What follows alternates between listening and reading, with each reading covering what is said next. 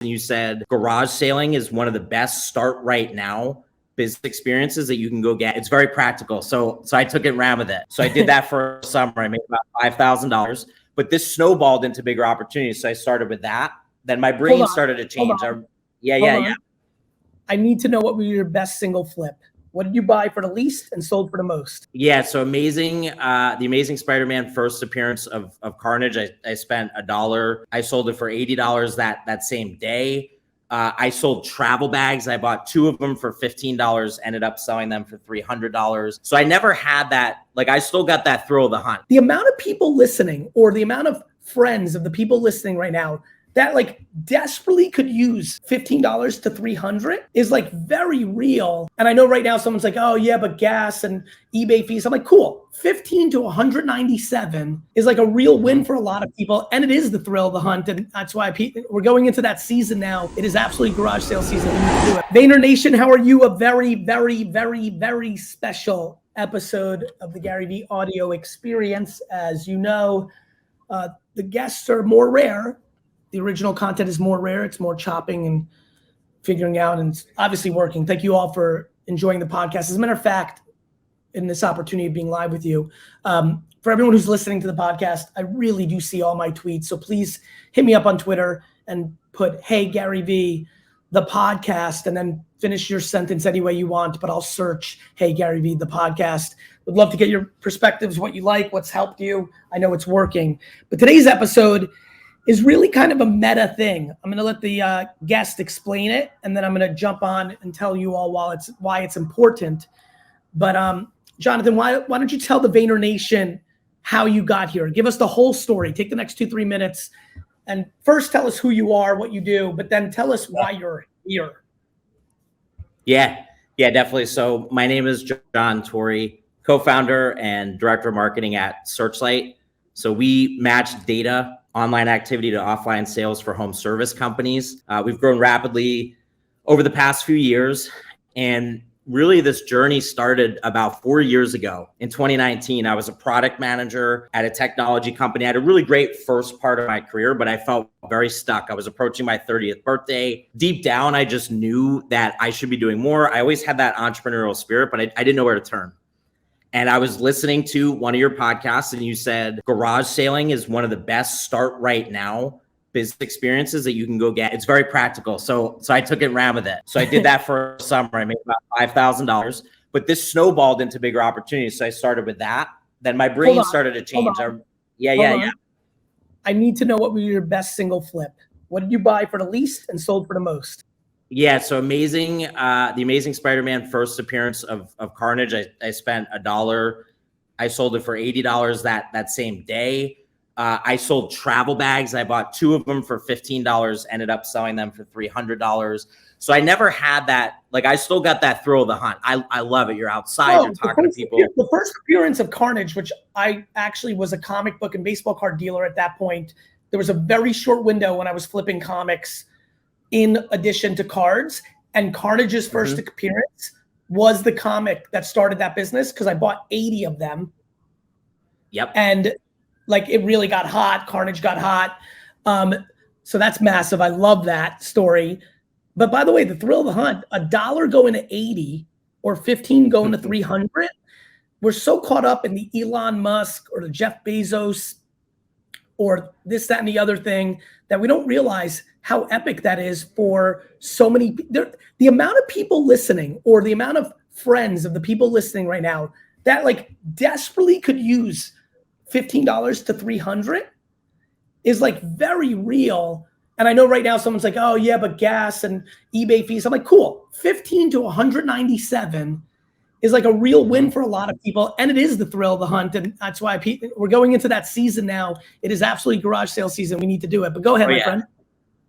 Yeah, so absolutely. So I started there, but taking that action, and it taught me business skills that actually helped get Searchlight to 7 figures. And we can go into some of that, but that turned into sports card trading. So I was walking through a mall. I saw Carson Wentz autographed helmet, and I thought, this is interesting. This is April. If I buy this now and he gets back to his MVP form, this is a couple of years ago, I could probably flip that. And then you started talking about sports cards, and I thought, oh, that's a lot easier to store. I know the print runs, things like that. So I got into sports cards right away. I built a nice little collection for myself, but it was during the boom time. So I was able to save a year of income, literally a year of income buying and selling. I got into the communities. I learned, I know they don't like to talk about it as investing, things like that. But then that led me to writing for 1:37 p.m.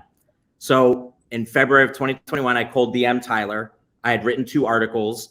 I wrote a summary for him. I said, hey, I'd love to do some freelance writing. I applied, hadn't heard back. So let me, demonstrate that value to you. He got me connected with Jay. It took a couple months. I had to send, follow up with another article, but they said, hey, we loved your latest piece. We're going to go live with it. Let's do this on a more regular cadence. So that turned into that. And then a couple months later, you on the Props and Drop podcast said, hey, if one of my listeners writes the top 50 famous failed card games and publish it, I'm going to share it across all my social media channels. And because I had been writing for 1:37 p.m., I've been doing the listicles. I was more prepared than ever to take the bull by the horns there. So I wrote it. It was Saturday. I was in Burke, Vermont. I was with my friends. They were mountain biking. So Saturday, I'm in this house alone because they're mountain biking, and I just started going. I wrote 50. I added 5. You shared it across all your socials. And then what I learned in that moment was I need my own blog. I published it on medium.com. You drove thousands of people to like, man, I should have had a blog. I could have captured email addresses. This could become a nice little side hustle. And so 2 weeks later, I launched startwithnfts.com because of that experience. I'm like, no, I'm not letting that pass up. And you were talking about NFTs, and I was kind of drawn to that from the collectability of sports cards. So I wrote a couple Curio card articles, which you retweeted. Crypto Strikers, you retweeted. Then Tyler DM'd me and said, hey man, you should write about NFTs for 1:37 p.m. And I said, sweet. Like, how do you want me to do it? He said, I trust you. Just find some people to interview and write some stories. So Ezra on your team, Jeremy Hone, the local weather team. I got to interview Matthew Lillard, one of my favorite actors. He played Stu in Scream, and he was so kind. And he's like, I love GaryVee. I love that we're going to do this. So I really built this skill set of writing and putting content out there. But in between there, we started a little company called Searchlight Advertising. And at first we were an agency in the home services space doing PPC and Facebook marketing. We got a few clients. It was nights and weekends, but I knew at my full-time job, they were going to get rid of me at some point because I was remote. I was going to go where my girlfriend is. I'm down in Raleigh, North Carolina now. And we grinded. I mean, nights, weekends, we had our first few clients. We delivered exceptional experiences. PE firms were coming into the space and buying these companies like crazy. So the clients that we went above and beyond for started to get acquired. And then the PE firm would fire us. And those clients would say, no, we need this team to do this. And we were able to win some of that back. But the biggest thing to connect this to garage selling for people, we had 3 accounts in our first 6 months of business. Family, friends, just, hey, we'll do this at a low cost. We did this in automotive for 10 years. We care about your business. We're going to help you grow. One of the things that I discovered with one of my clients, they came back to me and said, hey, Jonathan, we love your team. We know that you care about our business, but we don't see the return on ad spend in the CRM. And so for my eBay days, I would get really detailed. I would look at the sales comps and the details of the listing. If this Nerf gun has this cartridge, it sells for $10 more. So I want to look for that. So I tracked by hand thousands of leads from lead to revenue. And we found a huge problem in the HVAC, electrical, plumbing industries, which was blowing up at the time, really accelerated by COVID. So we built a solution around that. And we're bootstrapped. We found product market fit. But the best part of all of this is we find this product market fit. Now we got to go tell the world about it. And I use that writing experience from 1:37 p.m. from medium.com. A lot of what you talk about. Like, everybody had a podcast. Everybody had a Facebook group. We had very unique data. We could tell you how customers convert on the website, the actual customer acquisition costs. It's a long journey in HVAC. You get an appointment, consultation, you turn it into events. So we can track that better than anybody, even some of the big players that are competing with us. And I started the Data-Driven Trades Substack. Took me 2 minutes. It was about 8 months in when I have gotten multiple DMs on LinkedIn a week. John, I love your content. Let's talk. I want to learn more about how your billion-dollar companies, PE firms, and we can't even keep up with it. We just partnered with a company called Chirp. They do outbound, get a consultation, send some text. So we're measuring the revenue there with our capabilities. And that came about because a client heard me on a podcast, they hired us, then they hired Chirp, and I've been blown away. And it's all of this. You talked before about ingredients and then cooking those ingredients. Garage sailing, writing on Medium, writing for 1:37 p.m., starting a blog, the arbitrage of the sports cards and the garage sales all kind of culminated.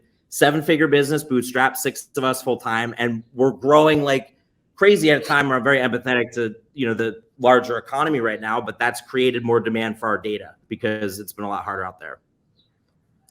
Amazing. So thank you, because your advice, just taking it and running with it, really helped.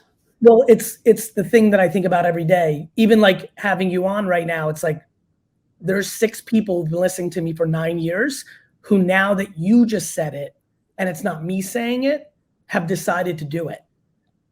Mm-hmm. I thank you, because without people like you, it's not fulfilling. Yep. I know what I'm putting out. I know what happens if people do it. I just know that 99% of people that listen to me don't do it. Right. There was this thing I would do every couple of years where I was like, stop listening to me right now. Like, unsubscribe from this podcast, unfollow me, stop listening and go. And I've met a lot of these people who did it. They're like, Gary, I'm so pumped. You told me stop consuming me, start doing. And I met these people. The reason I don't do it the last couple of years is what happened was the same people that wouldn't listen to the advice and do anything about it thought that stopping following me made them do it, but they didn't. So I really fucked up, because they stopped getting positive, energy and karma, and they still weren't doing it. And instead they found like bad versions of that energy. And like, it's almost like, it's why I stopped doing it. I'm like, fuck, this is fucking it up. It's like that's bad advice. The good advice is doing what I'm doing right now, which is like, my friends, everything you just heard is real. Like, if you do the push-ups, you get the muscles. Like, I promise you, like, let's just not even make this historical. If you do Facebook Reels right now, 3 a day, instead of just doing TikTok and Instagram, I promise you, you'll grow much better on Facebook Reels than everywhere else. And I don't care if you're selling to 23-year-old cool kids.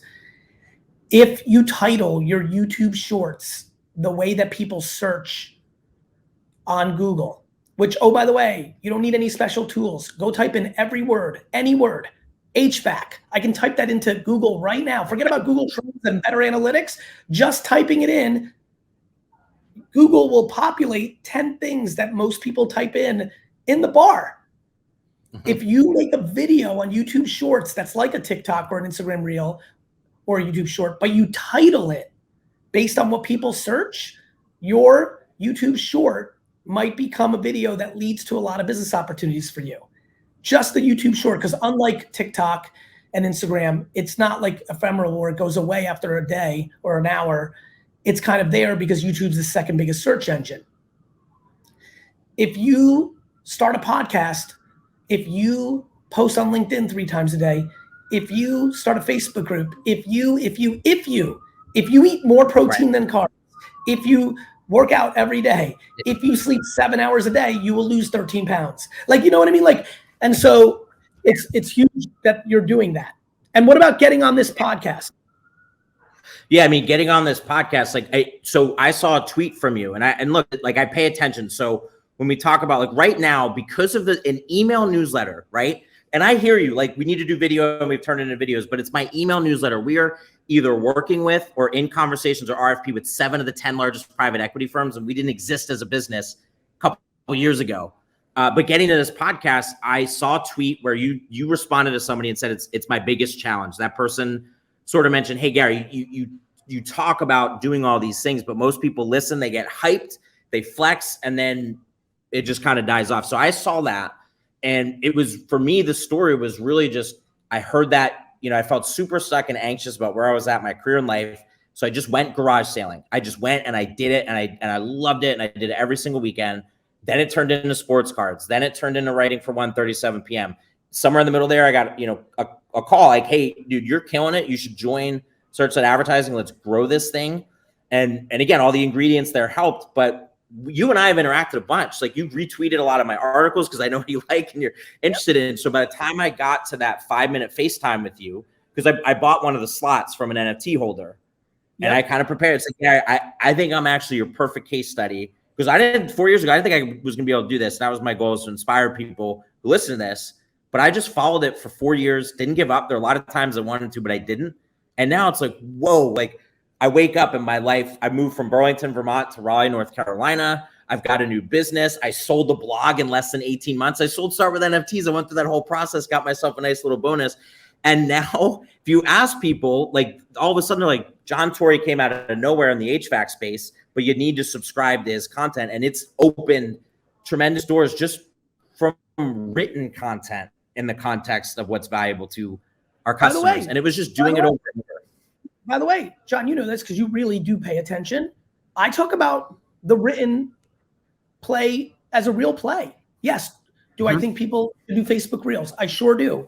But it's clear to me you very much pay attention. I can't even imagine how many times you've heard me say it starts with self-awareness. And if you're a great writer, just write. Be a blogger. Like there's a lot of people who would literally. Let me give you an example. If I was scared of the camera, which many people are, they're insecure of how they look, they don't like it. And that was the only difference in my life. I'm just scared of the camera. I'm incapable of writing, which is why I've never been a blogger. What I would do is I would be an audio monster. Audio monster. Yeah. I don't mean just a podcast. I would turn my audio clips, or I would do memos on my iPhone, and I would do memos on my iPhone. Actually, what am I talking about? Right now, one of my best creative pillars in my GaryVee brand is just audio with a visual on Instagram, where it's just me talking and we're doing word overlays and like a nice little mountain in fucking Vermont. I don't know. Yep. You got to get the Vermont there. Well, so what I would do, Gary, is I would go into these Facebook groups, knew that they existed. I didn't want to compete there. That's just, it's not my thing. It wasn't sort of my, like, that's not my super. So I go into these Facebook groups, and every night I would just read the comments, because you talked about this before too. Just read the comments, get the feel of people. So people would ask the same questions over and over. Well, how do you deal with manual calls? What's your cost per acquisition? What is this? What is that? So yes, I wrote these articles, but I answered the questions that I saw over and over again in these groups, where these HVAC companies are super brutally honest with each other. I was able to get in there and I just kind of lurk and read, answer the questions. Then what we do is Elena on my team, she'll do the same thing. We'll do a visual of the data. You can click through. We do video content. We'll do audio content.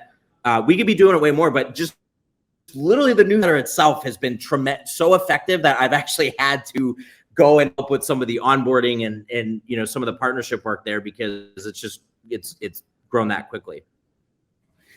Listen, there's nothing I'm more sure of. I'm more sure that content at scale that comes from an authentic place of either passion or knowledge at scale, in all formats, in all the relevant distribution channels, I know that is effective if you do it for a year or two to create unlimited opportunities. I believe in that more than I believe that the sun will come up tomorrow. Yep. That is literally how much I believe. Freaking played out. Yeah. So then again, you bought the 5-minute slot from the 5-minute FaceTimes that were part of my NFT project, because I want everybody to hear all of this, because they may not be able to do it with me, but they may be able to do it with many of the others that are people like me. In that you're like, I believe that I'm one of those people. And then what happens in that 5-minute FaceTime? Yeah. So, you had a fever the night before. So I knew going in, I'm like, all right, Gary's probably tired. So I want to be succinct and clear about this journey. I started from step one, 2019, hated my job, was really freaking out, about to turn 30. Like I felt helpless and stuck. Not a great place to be. Serendipitously, I was driving to Connecticut to visit my girlfriend and heard your podcast where you said, garage sales, great, start right now. So I did it. Then it turned into sports cards. Then I actually started a podcast. There's so many different things I tried. I started a podcast interviewing UVM, University of Vermont alumni, to talk about their career journeys. We actually did a show with a student where it was during COVID and she went through the process of getting a job. She got multiple offers. We documented it. Then I went on Tea with GaryVee with you. And I asked, like, how do I grow the podcast? And what ended up happening from there is I wrote how I got on Tea with Gary Vee. You retweeted it. So I wrote for Medium. And this is what I told you in that call. Told you about, okay, then I wrote 70 articles on Medium. I got my writing chops up, made some money doing it. And then from there, it was writing for 1:37 p.m., then writing the 50 famous failed card games, then starting this blog. And again, all behind the scenes doing the Searchlight thing and growing the hell out of that. And I sit before you, and this is what I said. I think this is the, not angle, but I think this is why you were, because I said, I see you talk about how you really want to see case studies. That's your biggest, someone asked you like, what's your biggest need or what would you like to see the most? Like, I just would love to see case studies of people who take the things that are relevant to them. Like I like the garage sale. I'm not doing it just because you said it. I liked it. I loved it. Sports cards, the same thing. And I think nobody's waking up at 5:30 to take $18 into 150, even though they need that 150, unless there's some level of like. The thing that most people don't realize is most of the people listening right now don't realize how much they're gonna like it, especially the people. There's somebody right now listening, cliche 48-year-old dude, fan of Gary Vee, fucks with me. I fuck with you, by the way, Johnny. Big shout out. Has a 6-year-old daughter, has working, loves his daughter, plays with her, but doesn't have his thing with his daughter yet. You know what I mean? Doesn't have his thing. Has no idea that if the Saturday after he listens, let's say I don't know when we're going to post this podcast. Let's say it's Tuesday. That if he right now Googles while he's at work, while he's running, while he's on a treadmill right now, takes his phone and Googles garage sales around Gary, Indiana, because he lives in Gary, Indiana, or garage sales near me, or downloads a garage sale app on the App Store that shows him garage sales around him, comes home Tuesday night, says his 6-year-old daughter, we're doing something this Saturday morning, you and me, just daddy and daughter time, plops her in the back seat and goes from 8 a.m. to noon and then has lunch with her. That the reason that AJ Vaynerchuk and I are such close brothers is because garage selling. Yep. Like it's just to take. Yep.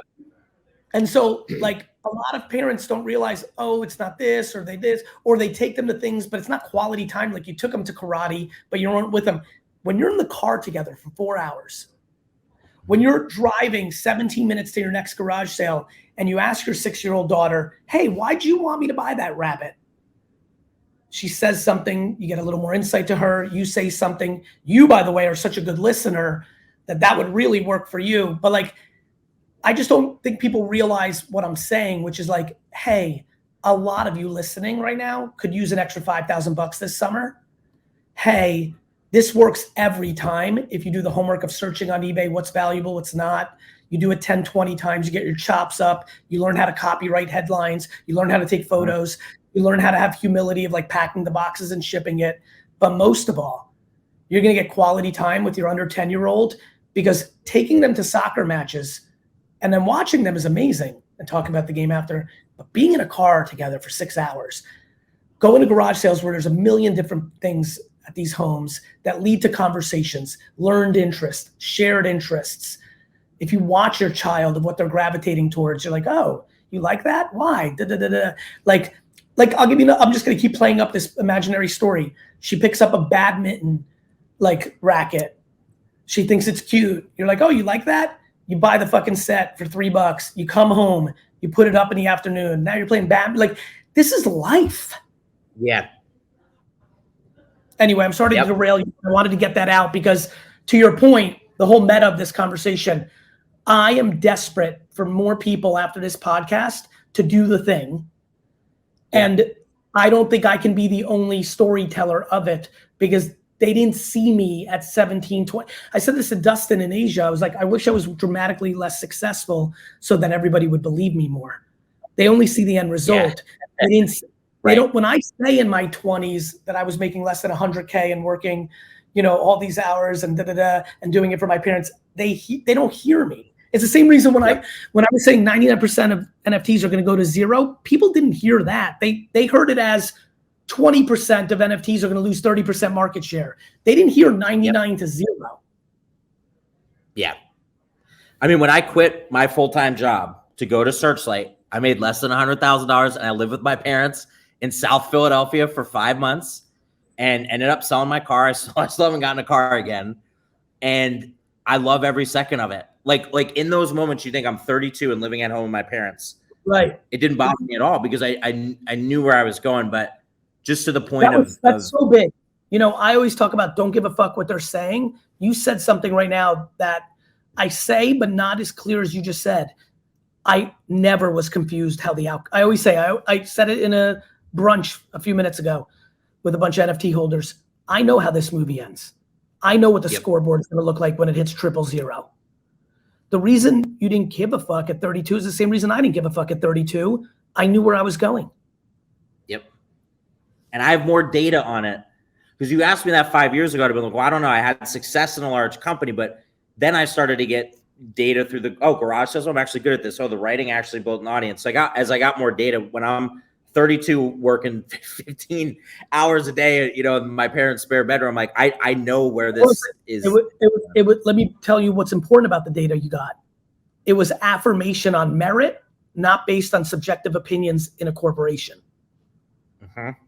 And that's what I've always with. In a job, right? Julian is going to get affirmation of my subjective opinion. And I'm a human.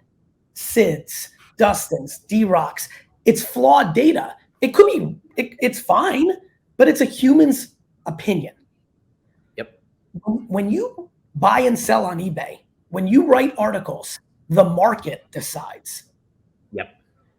And that's important because when I felt stuck, I knew those subjective opinions. I'm like, these people are undervaluing me and they're overlooking me because I didn't get promoted for 5 years and I was traveling across the country presenting to Audi and a lot of these big brands. I'm like, subjective taking for granted. They didn't even do it logically sometimes. Sometimes managers and owners, I say this because it's happened to me and I watched it happen to a million people.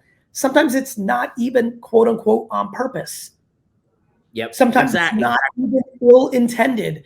As a matter of fact, I would argue the best people live lives where they're being taken for granted. My kindness, my empathy, my generosity is always taken for granted because people become used to it. Right. Anyway, we're wrapping this up. I got to go to my next thing, unfortunately, but I think for everyone, you could tell why I wanted this man on. I feel like this episode is going to get 16 of you off your butt, and 16 out of 150,000 is better than 0 out of 150,000. So, brother, I'll give you the last few seconds here if you want to shout out anything or say anything or do anything. It's yours.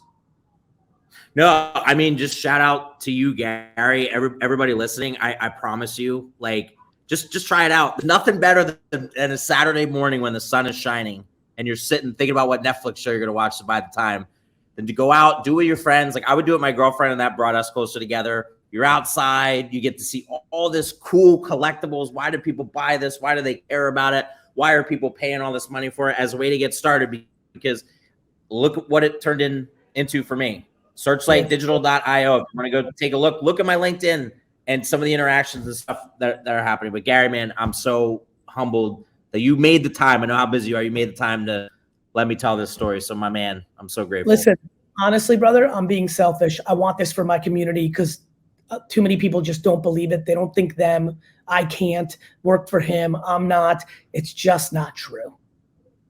Yeah. Love you. See ya. Bye, everyone. Hope you enjoyed this episode.